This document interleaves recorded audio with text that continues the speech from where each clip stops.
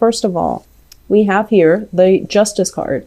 And I feel like this is not so much about, court cases, legal battles, or anything like that. I feel like it deals more with the way that you believe in justice, okay? I've worked really hard and I deserve this. The other person is cutting corners. They don't deserve a promotion. They don't deserve a pay increase.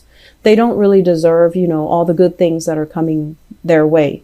So many of you, despite everything that you've been through, despite everything that I mentioned before, this sense of like, I'm a really good person. Why are bad things happening to me?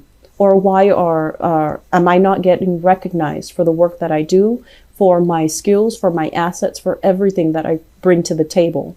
I feel like there is a sense here that they're gently reminding you that you're seeing things from your own perspective. You don't know where the other person has been. So for you to say, or for one person to say, that person, they slack off and they don't really deserve it.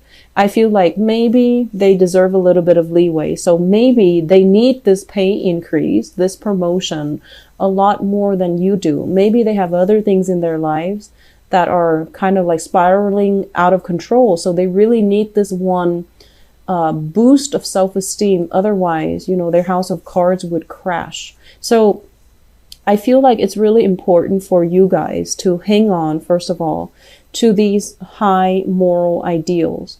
But at the same time, do not be the person that makes these judgment about who is worth it and who is not. And especially do not turn this judgment, this criticism onto yourself, where you feel like, am I really worthy? Am I really deserving?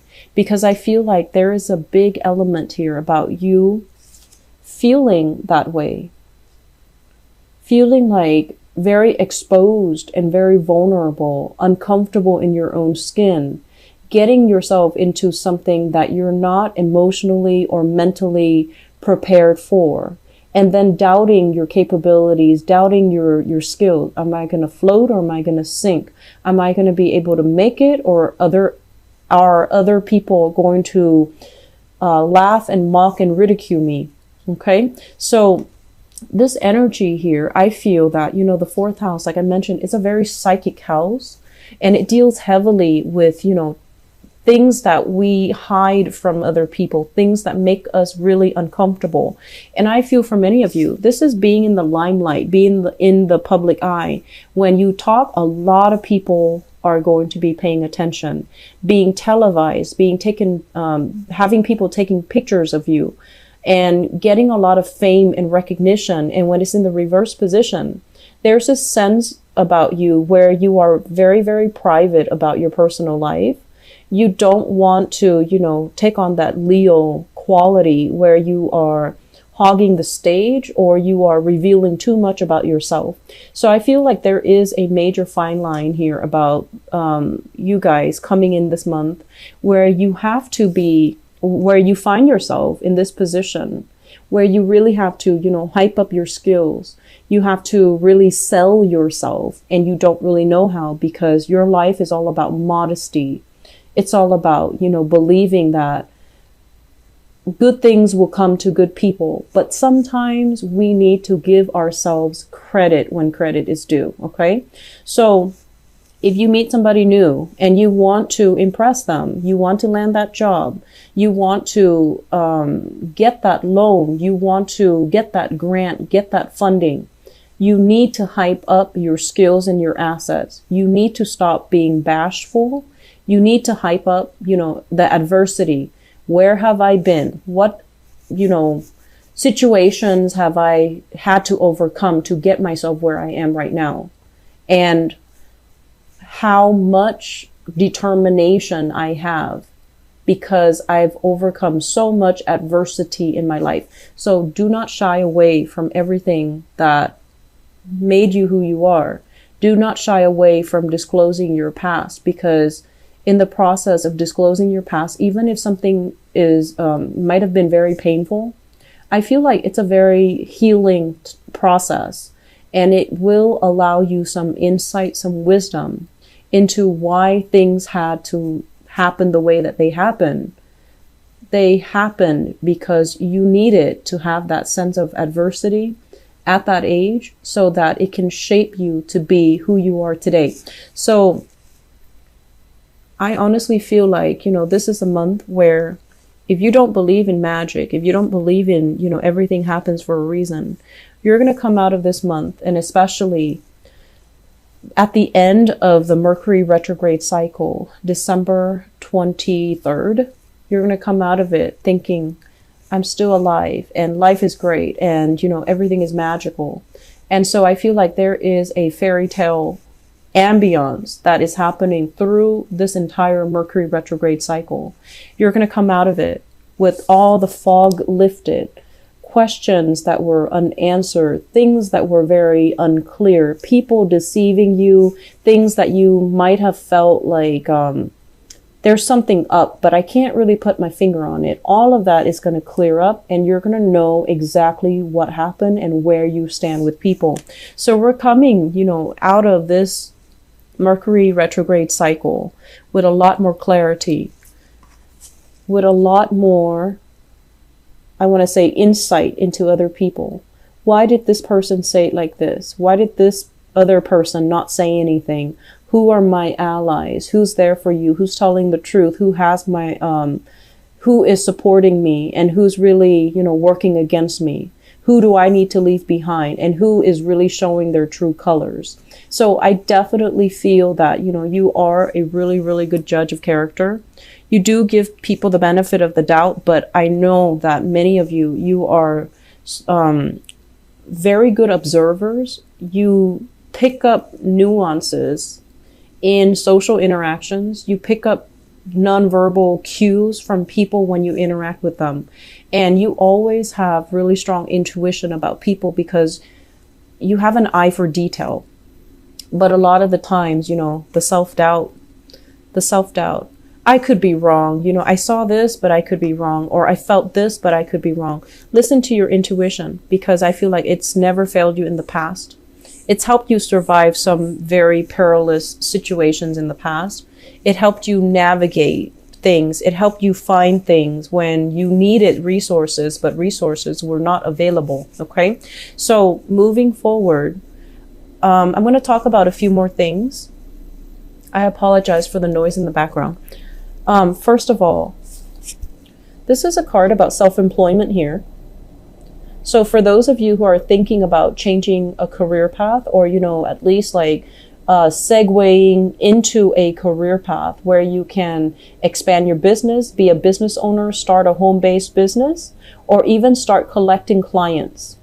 So in order to start your own business, recruiting people, getting, even funding for some type of a home-based business, or to start up something. Startup comes to mind. So I feel like it could be technology. And I feel like for those of you who are not heavily, technological, you might need to employ other people to work under you. And these people have the technological know-how, and so they're working under you. And it can feel very, very scary when you're not an expert in your field and you're trying to venture into that field, and you have to delegate responsibilities to other people. And they're experts in their field, but you're overseeing the work, and you might not, know 100% everything that's happening.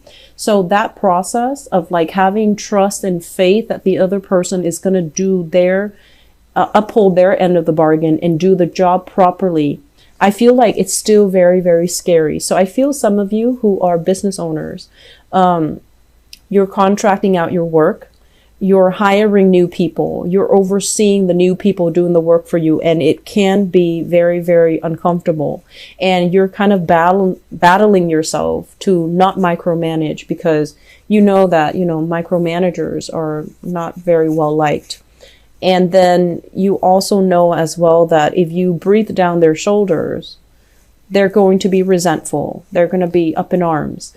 But you also know that you have to give them, incentives for them to work fast. You also know that you can't give them way too much leeway, because then they're going to feel like they're self-employed and they're going to work at their own pace. So trying to find this middle ground where we don't micromanage other people, but we don't at the same time become an absentee boss and just let the workers run the ship. I feel like it's a very, very fine line, and some of you need to find a way to rectify the situation.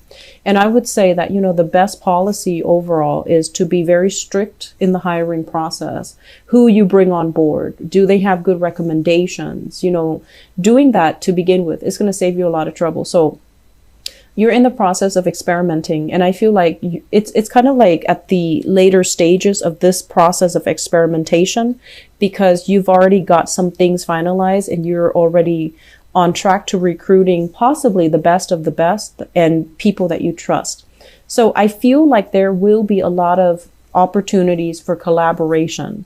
I feel that there will be opportunities, for leisure time, mainly because other people are doing the work. And you're not going to be terribly busy. So you definitely have enough time to start a new venture, to start a new business, to do something on the side to create money for you. Look into the stock market, look into, investment opportunities, and, studying something that you've wanted to undertake but didn't have the time in the past. Okay. So moving into this month, there is going to be a major, major change and a major overhaul in your financial situation. We have here the Four of Pentacles and an Eight of Pentacles right on top of each other. So this is kind of like releasing something that is very security oriented, something that we were very, very fearful to let go because we feel like, what's the alternative? Once I let this go, what else is going to be in store for me? Am I going to be the same? And in the process of letting it go, I feel like there's a doubling in income. So for some of you, this could also be like mortgages, selling property, selling things that you don't need, putting things even online, and getting rid of things that are really, clogging up your life, that are really bogging you down emotionally and physically. Okay. Getting rid of things. So I do feel like a huge income jump here. So if you are adamant about, looking for work, because this is all about sending pieces of yourself out into the universe, either through resumes, through CVs, through some type of especially online nowadays, online job recruitment portals. I do feel that it's going to allow you, the steps to get there so that you can double your income, so that you can achieve a lot more job satisfaction, have a lot more free time, even reducing the amount of hours that you work so that you can work and not feel pressured. So I feel that there is a process here of separation from a specific environment, releasing expectations and, releasing control in a situation. And once you are able to do that, you're going to breathe so much better. You're going to feel this burden, alleviating from your chest, and you're going to feel very, very, very happy and secure. Okay. I feel as well, I mentioned earlier, I do feel a very strong maternal, paternal vibe, especially with this Nine of Pentacles. If you are at a point where career and work and money is flowing well, and you don't have to worry about, how you're going to make money, living from paycheck to paycheck, you don't have those concerns anymore. The major concern, I feel, is going to be family related, okay? And you're going to have to also relinquish control. Don't be the one person that comes to everybody else's rescue. When they mess up, let the other person deal with the consequences, okay? This is how we teach accountability, and this is how we teach someone to understand actions and consequences. So this is a card kind of like, control. A lot of the times we intervene, we step in for somebody. It's also because we want to be involved in that situation. We want to control the outcome in that situation. And we also have this, this latent inability to trust that the other person can do it the right way. So it boils down to control. And once you relinquish that, once you let somebody, step up to the plate, take care of things when they go awry so that they can work on their problem solving skills, so then they can work on critical thinking skills, so that they can learn to be self-sufficient and to be as well resourceful. it's going to alleviate a lot of burdens for you. So if you've been kind of like that mother hen, if you've been constantly monitoring and taking care of everything, this is the month for you to delegate. This is the month for you to sit down and really think about where you're giving your energy away. Because in the process of delegating, in the process of trusting that I'm over here and the other person is in the office working, are they really working? I feel like they're working. You can trust that they're working. And so relinquishing control and allowing the other person to step up and take care of things. I feel like it's a major, it's difficult. And I feel like for some of you, it can bring about a lot of anxiety because you want things done a certain way. And I'm also feeling as well, it's almost like this Aquarian energy, this need to control and this need to have things a very, very, very specific way for no other reason than just because you want it a specific way. And so we have to let go of those irrational methods of behaving. Okay, so we have to let go of these things and we have to aim for this sense of balance, this sense of harmony as well. That if we trust the other person, if we give them room and space to breathe and to thrive, that they're also going to breathe and thrive. And that pretty much, sums up the first 6 cards here. The second part of this equation here is, it seems to me like in love relationship, there are options on the table. Okay, so we have here the Lovers in the reverse. And the Lovers in the reverse is usually a situation where there are too many people interfering in a love relationship. So you have here a fire sign, Sagittarius, Aries, or Leo. And I feel for some of you, this is somebody not approving of your relationship. And they're not disapproving of your relationship for no other reason than because they don't like the relationship. So it can be irrational. And then we have another person. This is a water sign, a Pisces, a Cancer, or a Scorpio. And I feel like for some of you, this is somebody in your life that is trying to move on. They're trying to exit the picture.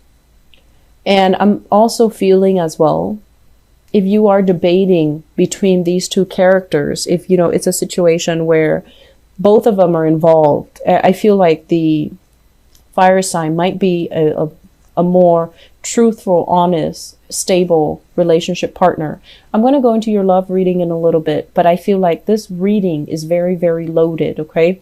It's loaded with messages. And I feel like it's very, it's forcing you to really think about, some of the things that you have grown up believing about yourself.